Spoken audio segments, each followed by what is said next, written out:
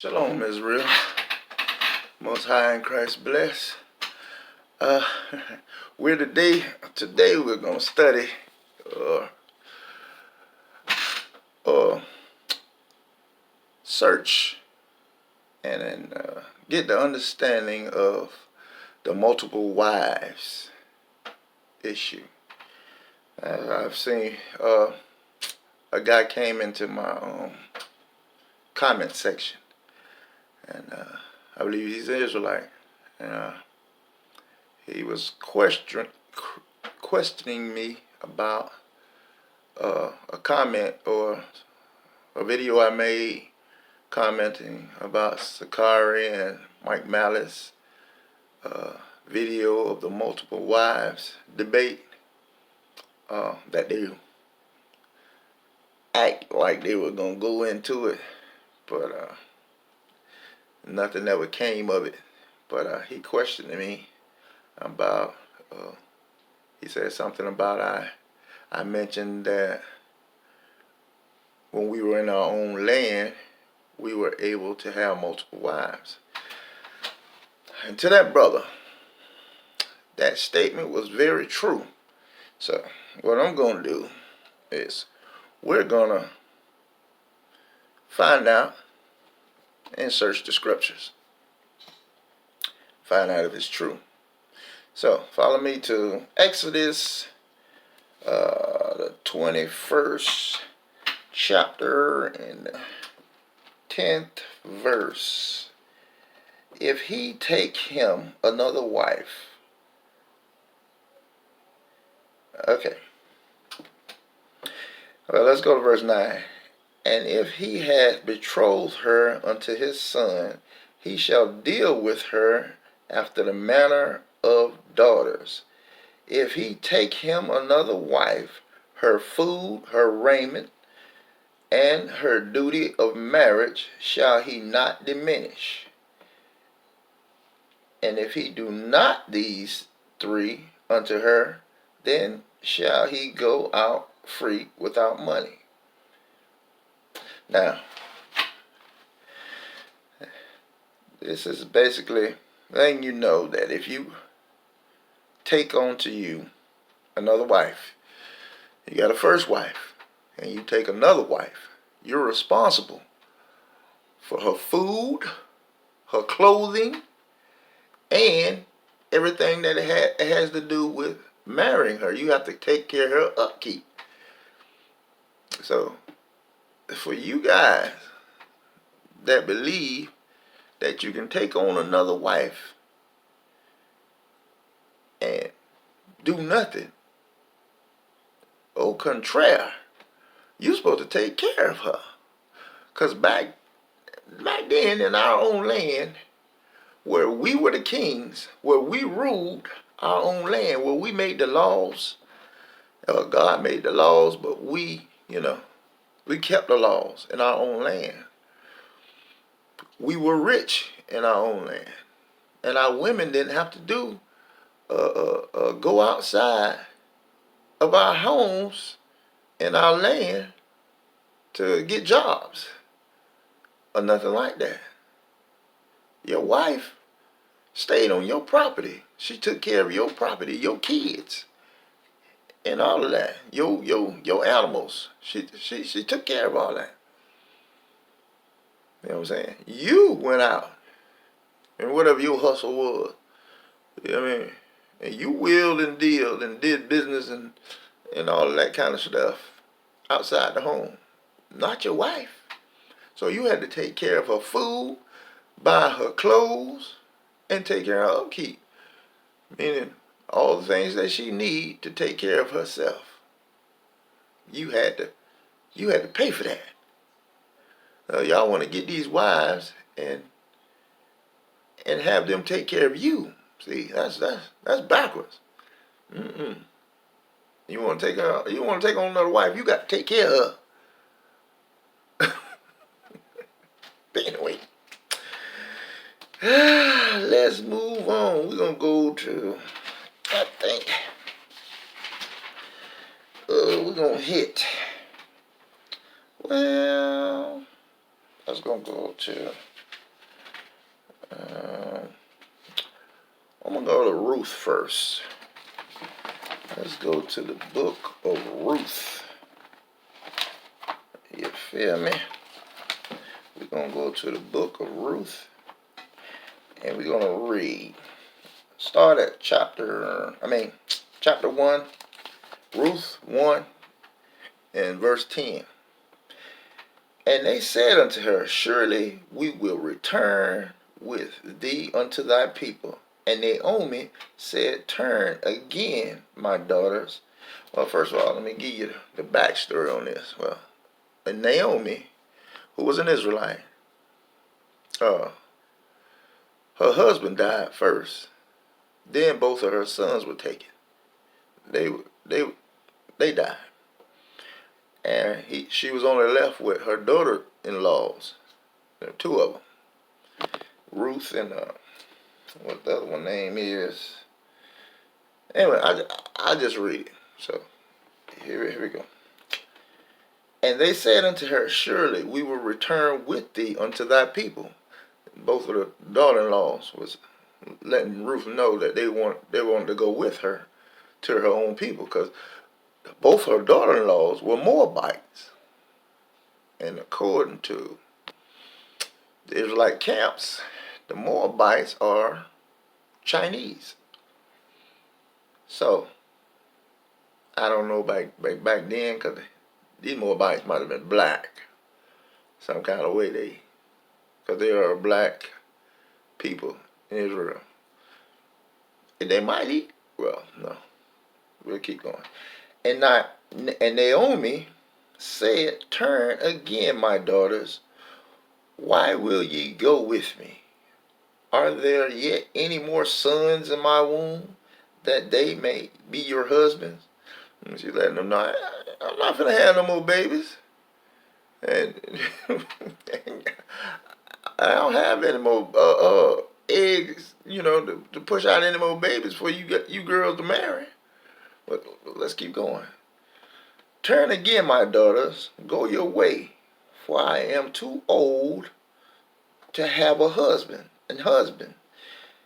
If I should say, I have hope, if I should have an husband also tonight, and should also bear sons. Let them know, even if I had a husband, if I got a husband tonight, right now tonight, I'm too old to make babies. And if I did, 13, would ye tarry for them till they were grown? Will you wait for these kids to grow up? Will ye stay for them from having husbands? You wait on them to be your husbands? My daughters, for it grieveth me much for your sakes, that the hand of the Lord is gone out against me. It said, she's sorry, but it's not going to happen. And then let's skip down to verse 16.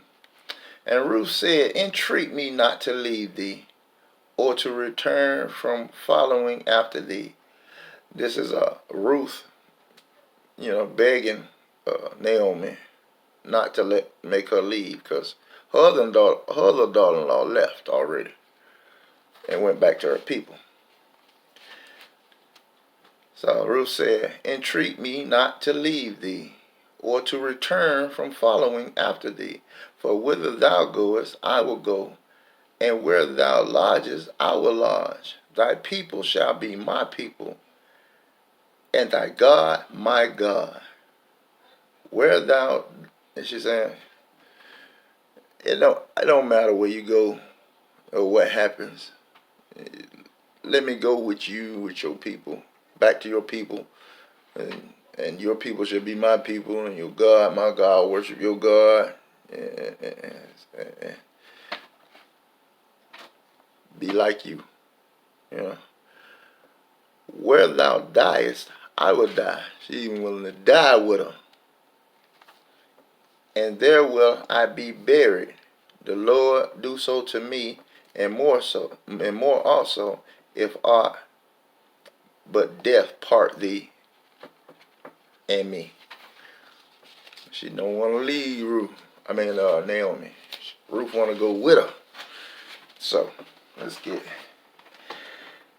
So, basically, I read that one to let you know that back in our land, God gave us the laws and that we would abide by, and we ruled the land. We cared. Well, I'm not gonna go there yet with that one. But these two Moabite women understood that they were to marry the next brother in line. If there's no more sons, they were free to go their way. But if there was another brother that had not died, both of these women would be his to marry. I know a lot of y'all don't want to believe that.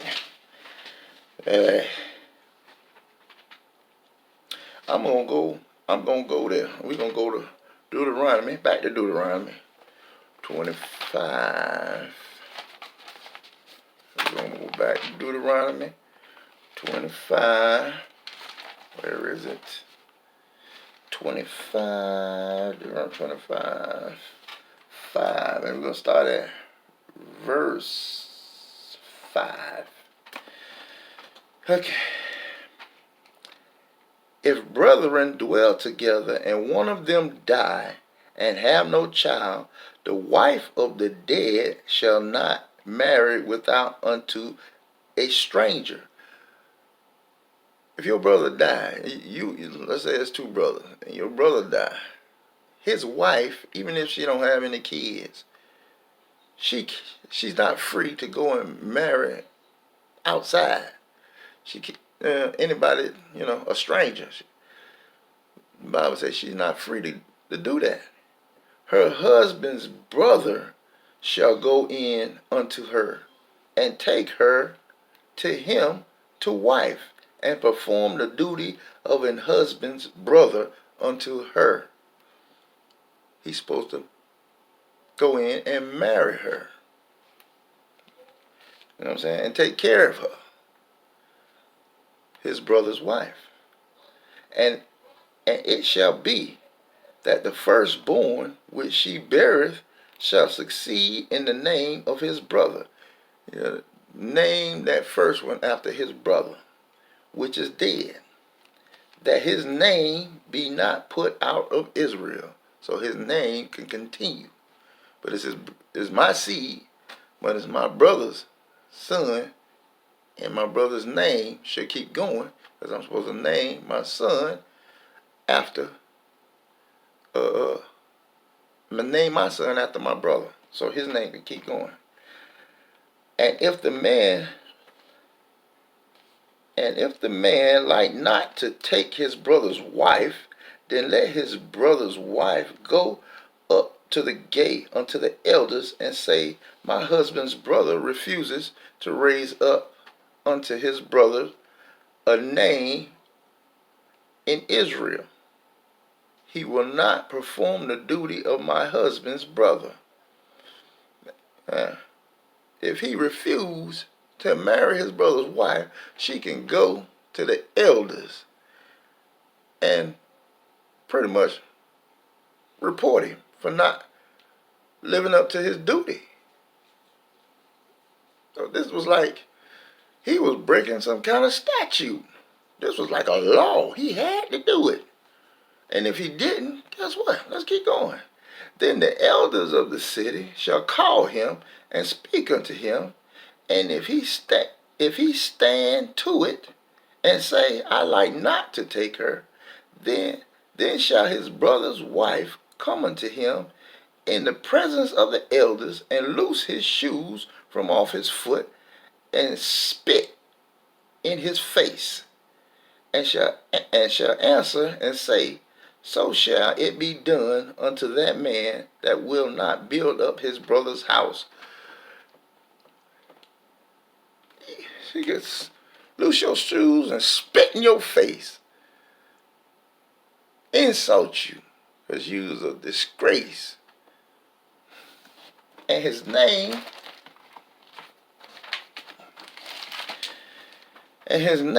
shall be called in Israel the house of him that has his shoes loose,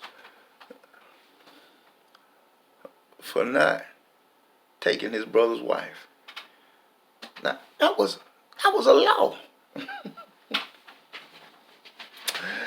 But let's keep going. I want to go to Luke 20. We're going to go to Luke 20. Luke. Find us thou Luke 20. Luke 20 and 28. I might be back here. Okay. Saying, Master, Moses wrote unto us, if any man's brother die, having a wife, and he die without children, that his brother should take his wife and raise up seed unto his brother. And then it keeps going to talk about the 7 brothers. And there were therefore 7 brethren. The first took a wife and died without children, and the second took her to wife, and he died childless, and the third took her, and in like manner the 7 also, and they left no children and died. Last of all, the woman died also. Anyway, these were the what do you call them? Sadducees.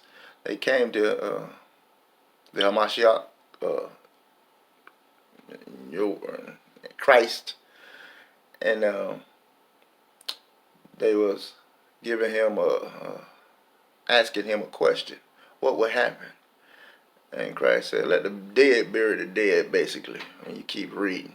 But my point, the point I wanted to bring out with that was, you see how the first brother died, and his wife had to marry the second brother in line, all the way down to 7. They all had to marry her right after each other to try to produce seed so their name can keep going. But anyway, let's keep going. I think let's see. Nope, I gotta go back. We're going back to Deuteronomy 25. Okay. Deuteronomy 25. Wait a minute, I left Deuteronomy 25.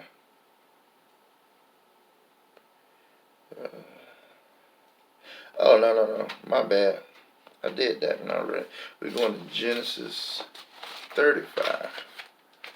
Genesis 35, and we're going to start at 22 to 26. 35, 22. Okay. And it came to pass when Israel dwelt in the land that Reuben went and lay with Bilhah, his father's concubine, and Israel, who was Jacob, heard it. Now the sons of Jacob were 12, and the sons of Leah, Reuben, Jacob's firstborn, and Simeon, and Levi, and Judah, and Issachar, and Zebulun. The sons of Rachel, Joseph, and Benjamin. And the sons of Bilhah, Rachel's handmaid, Dan, and Naphtali. And the sons of Zilpah, Leah's handmaid, Gad, and Asher. These are the sons of Jacob, which were born to him in Pandanarum, Narum, whatever that is. Anyway, well, our forefather Jacob was busy. He had 2 wives and 2 handmaids that he got. He got all of them pregnant. Made babies with all of them. So let's keep going. So yeah, we did. There were multiple wives when we were in our own land. But I'm not finished yet. Now we're gonna go to 1 Samuel. 1 Samuel. 1 Samuel. We're gonna go. Where was I? 1 Samuel 1 and 2. Basically, I'm finna bounce around and then show you that, yeah, all through most of the Old Testament, we had multiple wives. And he had 2 wives. The name of one was Hannah. This is a certain man called Ramathaim, an Ephraimite. He had 2 wives. The name of one, Hannah, and the name of the other, Penina. Okay, so that's all I wanted out of that one. It's 1 Samuel. So we're gonna move on to 2 Samuel. 2 Samuel 12 and 8. 2 Samuel 12 and 8. And I gave thee thy master's house and thy master's wives into thy bosom. Now this is the Most High telling David, King David, that he gave him his masters. When he became king, he gave King David his masters, I think it was King Saul. He gave him his master's house, his master's wives into thy bosom, and gave thee the house of Israel and Judah. And if that had been too little, I would moreover have given unto thee such and such things, more and more things. Letting them know, I've been dealing very nicely with you. You know what I'm saying? I gave you a lot, but the thing is, he gave King David, King Saul's wives, all of them. You know what I'm saying? He inherited them. He inherited wives. He took his house and everything, and he became king. Yeah, hey, you know good well one man can't handle all them got doggone women. You know what I'm saying? What are you gonna do with all them women? Man, come on. Hey, matter of fact, we're gonna show you something else. Let me see. We're gonna go to Deuteronomy 21. We're gonna go back to Deuteronomy 21. Where am I at? Deuteronomy 21:15. Come on, 15. If a man have 2 wives, one beloved and the other hated, and they have borne him children, both the beloved and the hated, if they both women, the beloved and the hated, if they both bear him children, and if the firstborn son be hers that was hated, then it shall be, when he maketh his sons to inherit that which he hath, that he may not make the son of the beloved firstborn beloved before the son of the hated, which is indeed the firstborn. But he shall acknowledge the son of the hated for the firstborn by grieving him a double portion of all that he had. For he is the beginning of his strength. The right of the firstborn is his. No matter, he got two wives. And it's telling him how he has to deal with the children. Even if he don't like the first wife or the second wife. If, whoever. And if the first or second wife has the firstborn, if the hated wife has the firstborn child, he still got to treat him better. I mean, he has to give him a double portion. Because it's not his fault that you hate his mama. You know what I'm saying? He's the firstborn. He deserves to inherit. Whether you love or hate his mama. You know what I'm saying? But us, boy.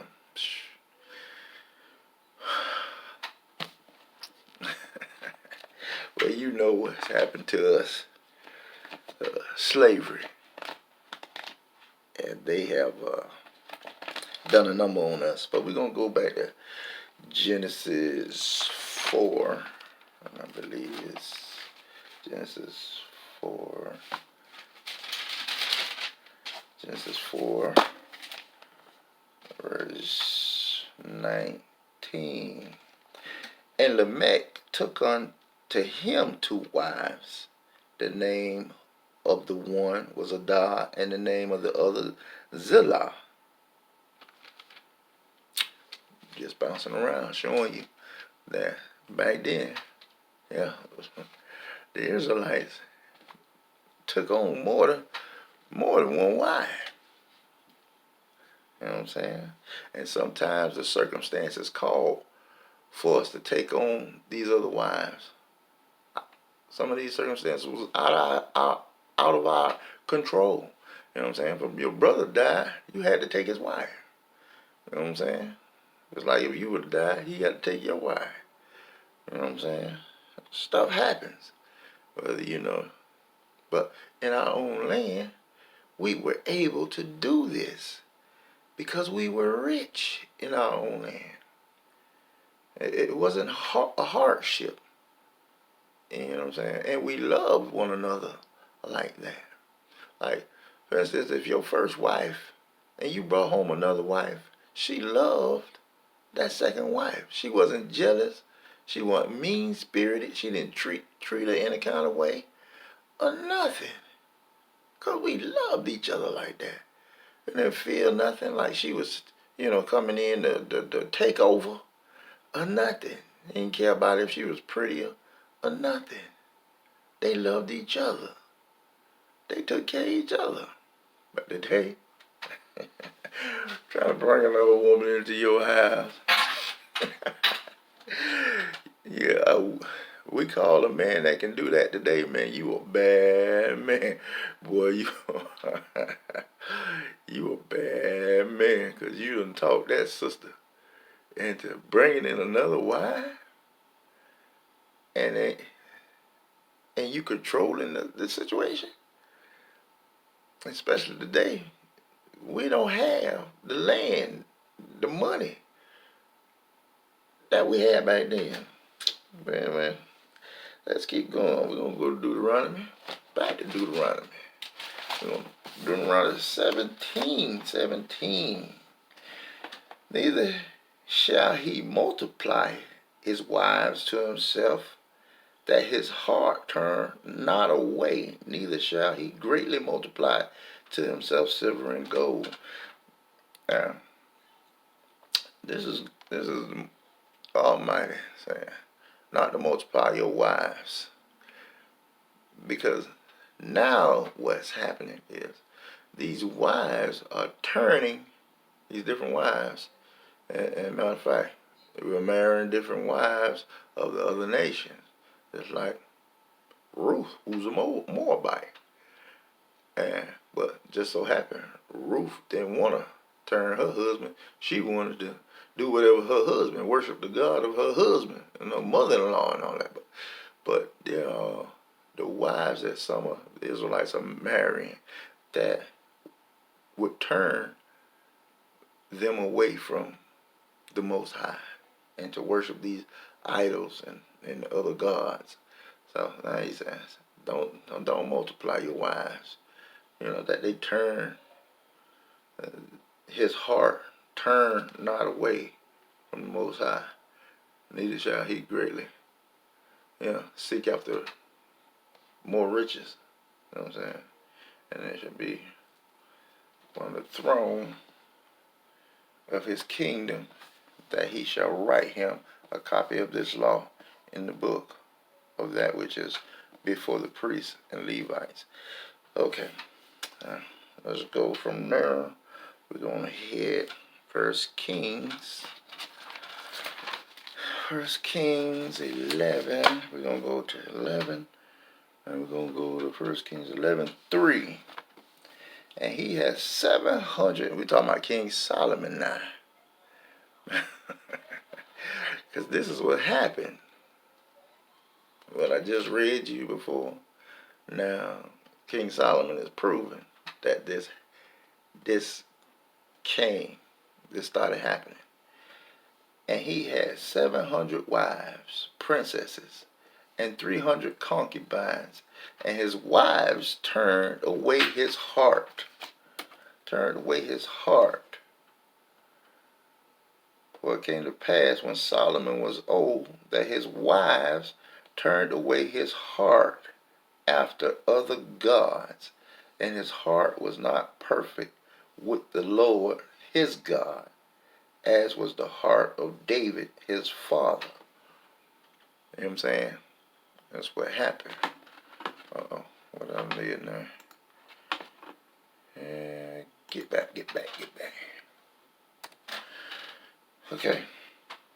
Now, we're going to Isaiah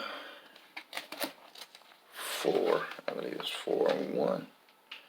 Isaiah 4th chapter, first verse. And in that day, this is a prophecy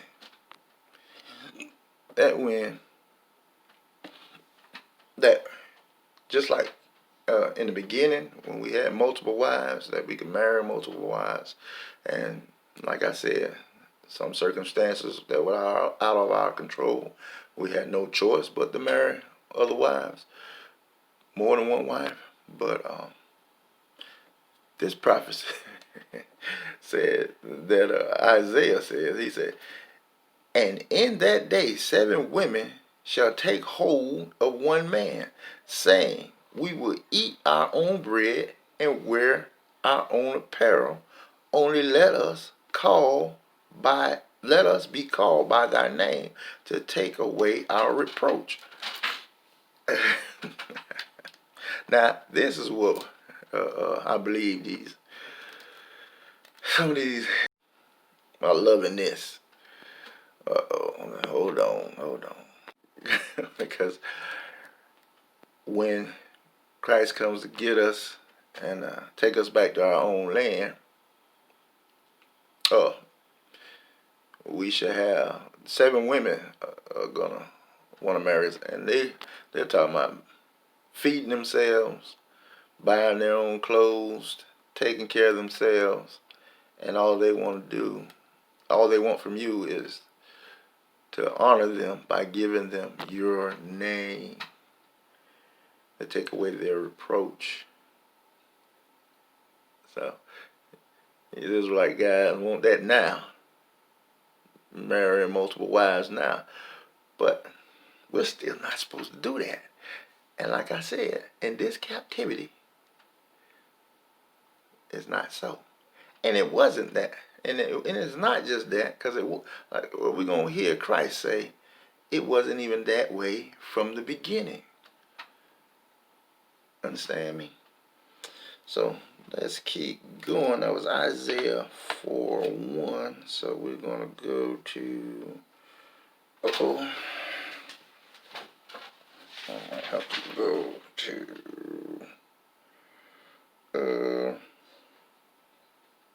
there we go. We're going to go to Matthew 19. Matthew 19, 16, Matthew 19, where is it? Matthew 19:4. I think that's A. Matthew 19. Come on, the wrong page. 19. Wow. I like it. Okay. Oh. Bear with me a minute. Page is sticking. 4. Okay. 4. Climb up to the second tree. Let's see.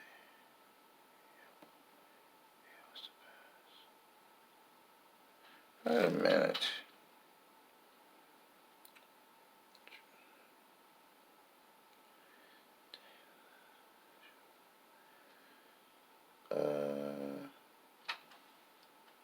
Matthew 19.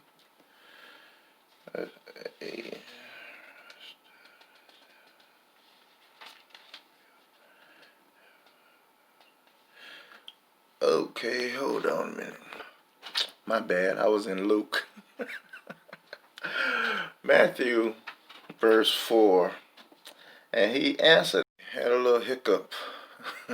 Had a little hiccup there. Okay, let's read that again. Matthew 19, verse 4.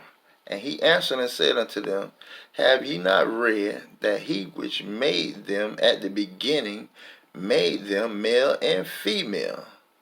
And said, for this cause shall a man leave father and mother, and shall cleave to his wife, and they twain shall be one flesh. Wherefore they are no more twain, but one flesh. What therefore God hath joined together, let no man put asunder. And then I believe we drop down to verse 8. And he said unto them, Moses, because of the hardness of your heart, suffered you to put away your wives. But from the beginning it was not so. So, we're going to leave that because that's, what was it, Matthew? Yes. Okay, 30. Genesis 2:4 is where we're going to find what that's talking about. I believe I did that already. Genesis 2:24, right? Yeah, Genesis 2:24. Therefore shall a man leave his father and his mother, and shall cleave unto his wife, and they shall be one flesh. This was Genesis 2:24. And they were both naked, the man and his wife, and were not ashamed. So from the beginning it was not so, because he made he created woman from man, and that was his soulmate. You know what I'm saying? One man, one woman. But let's keep getting understanding on that. Let's jump to Ephesians 5:31. Ephesians, y'all might get that before me. Ephesians 5:31. Ephesians 5:31. For this cause shall a man leave his father and mother, and shall be joined unto his wife, and they two shall be one flesh. This is a great mystery, but I speak concerning Christ and the church. So, again, these precepts testify unto themselves. Well, let's keep going, though. Let's keep going. Let's not stop. So, we're going to go to 1 Peter. 1 Peter, that's back here. Peter. Yeah, 1 Peter 3:1. Likewise, ye wives, be in subjection to your own husbands, that if any obey not the word, they also may without the word be won by the conversation of the wives, while they behold your chaste conversations coupled with fear. Who's adorned? Not opera adorned. These is things for the women to obey your husbands. Okay, that's for Peter. Let's go. Let's keep going. Let's see. I don't see what I'm looking for. Let's keep going. Oh, yeah. Oh no. Wait a minute. Got to be on this. Okay. Well, I don't have it. I'll skip that. Okay. Let's go. Let's stay in Ephesians. Let's go back to Ephesians. Ephesians. Oh, wow, where is it? Wow. Wait a minute, did I just leave Ephesians? Wait a minute, I gotta go back and see.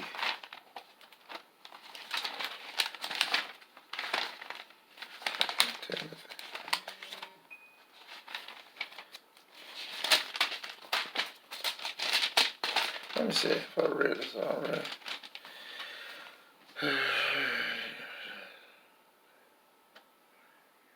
No, I didn't read it.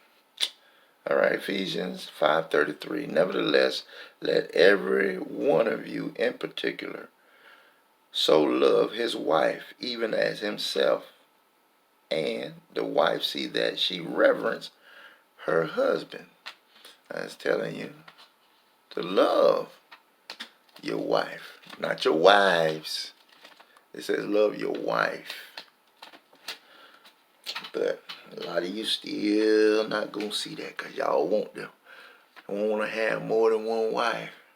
And even though in the land that you in, well, I can't even testify to that. So I'm going to leave them. I'm going to drop that right there real fast. So let's go to Titus.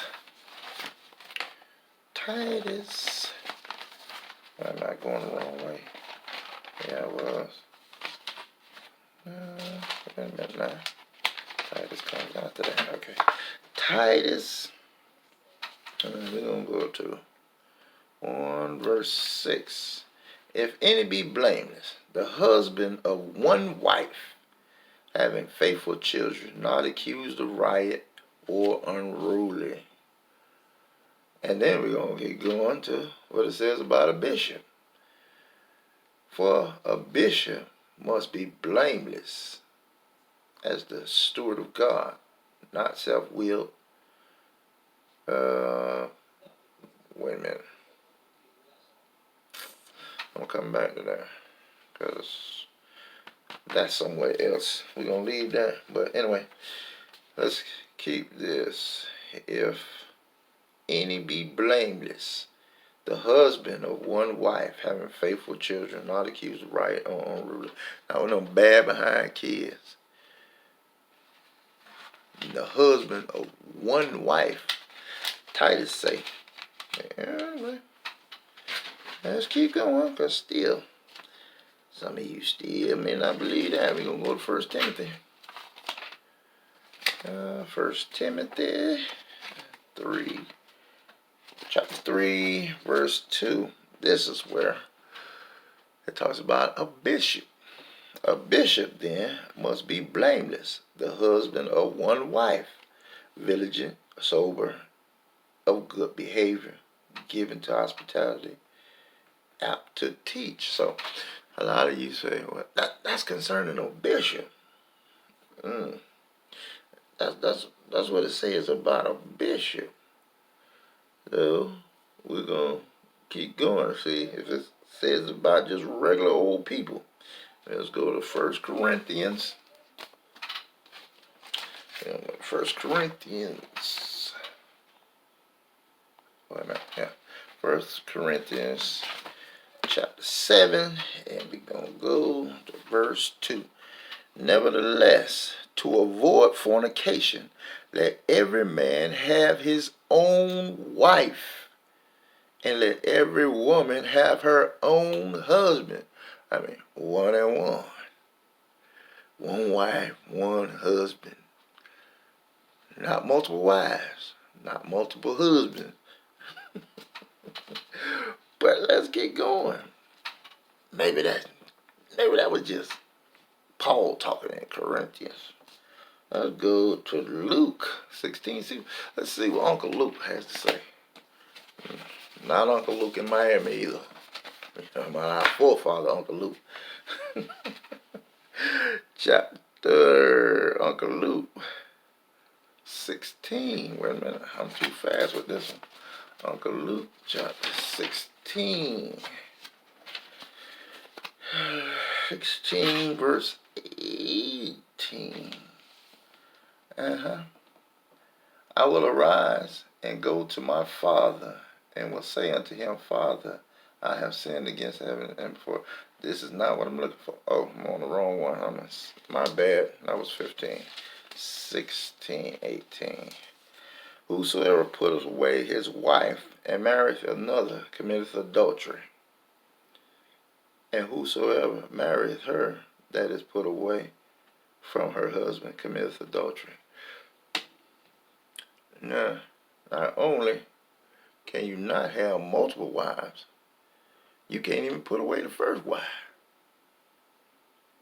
But anyway, that might grieve my point. So, let's wrap this up with Corinthians. Let's go back. 1 Corinthians 22. 1 Corinthians. I said 1 Corinthians. I'm in the wrong book.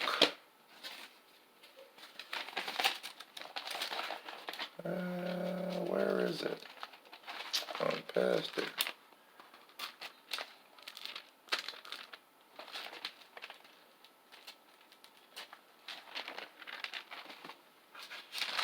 Corinthians 6. 1 Corinthians 6. 16. And Paul said, what? Know ye not? Now we talking about. Okay, since we broke it down saying that every man must have one wife, especially in this captivity. And because we're not in our own land, and we know the prophecy says, and it shall come to pass that 7 women, we're going to be able to marry up to 7 women. And then they take care of themselves. And before, we were able to do that. And especially if situations called for us to do that, marry another wife, we had to do it. And it was almost forced upon us to do it if we didn't want to. You know what I'm saying? But now it gets even worse. That it says, Paul said, what? Know ye not that he which is joined to an harlot is one body? For 2, saith he, shall be one flesh.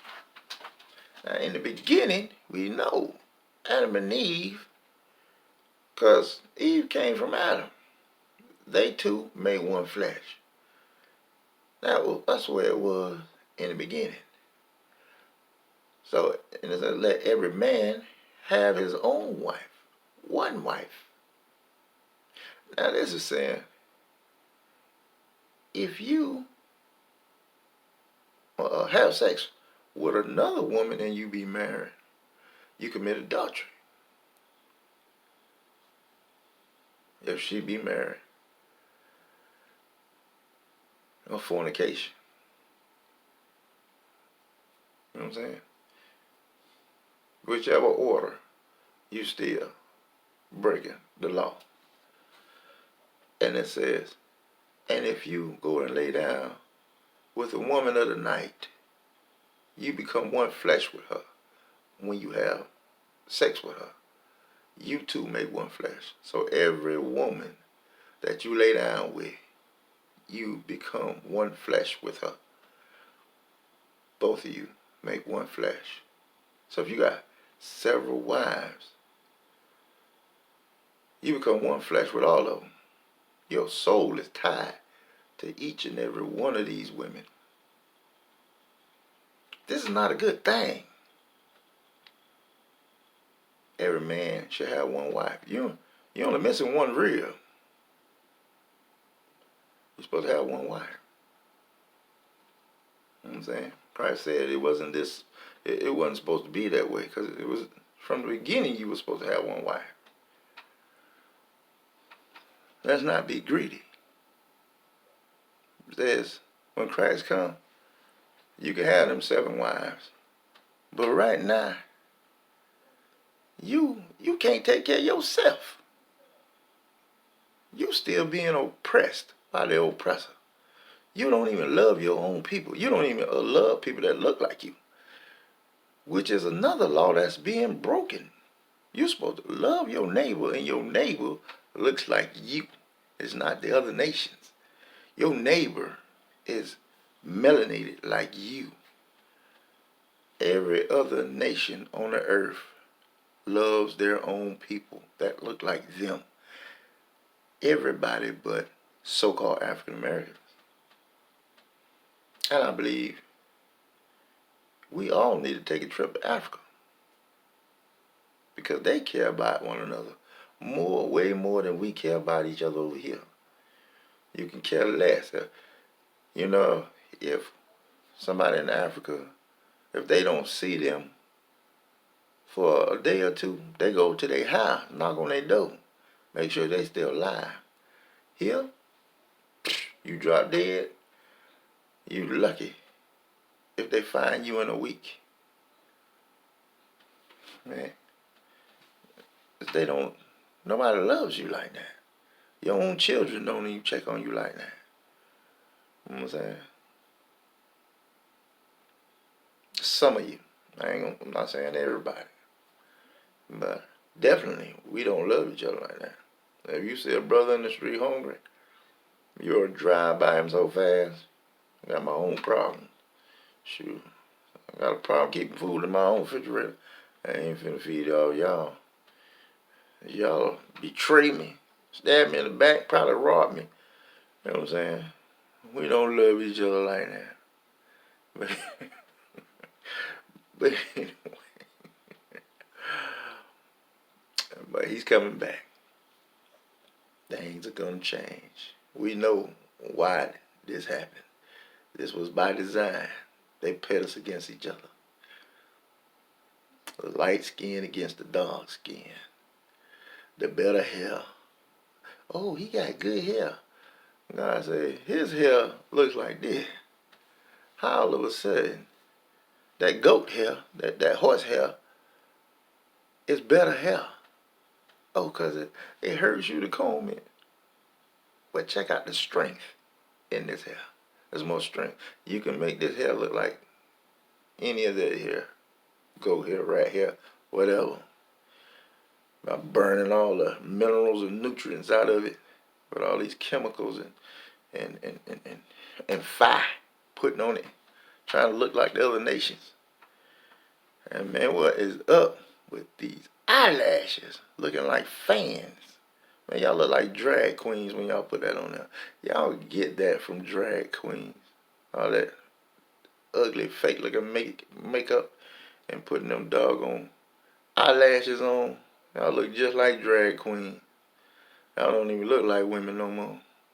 And that old different color hair in your head and that long rat hair. I'm talking about human hair. Buying somebody's nasty hair cut out their head and you want somebody to sew it in your head. That is so filthy and nasty, disgusting. If you went to a restaurant and found one of them rat tail hair in your food, man, you would cuss and scream to high heaven. But then turn around and sew that mess into your head.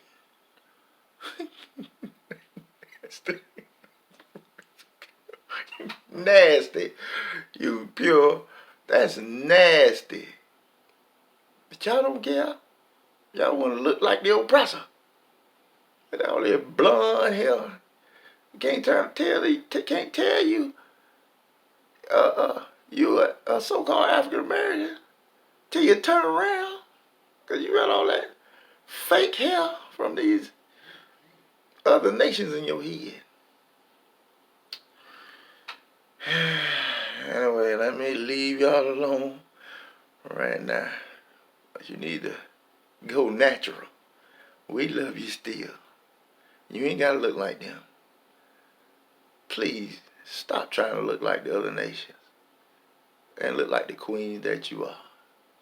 Anyway, don't forget to like the video, share, subscribe, hit that bell notification. You can be notified when I drop the next video. And I'm happy you found my channel. And I hope I have blessed you with an understanding that we're not supposed to have more than one wife, especially right now. Not right now, brothers. And what for? You got a hard time dealing with one. Please, you want more than one. You greedy and you nasty. Anyway. Until next time, brothers and sisters. Shalom. Love you all to death. And y'all stay safe with all this coronavirus and stuff out here. And don't forget to leave me a comment. You know I read them and I'll get back with you. Alright. Till the next time. Shalom.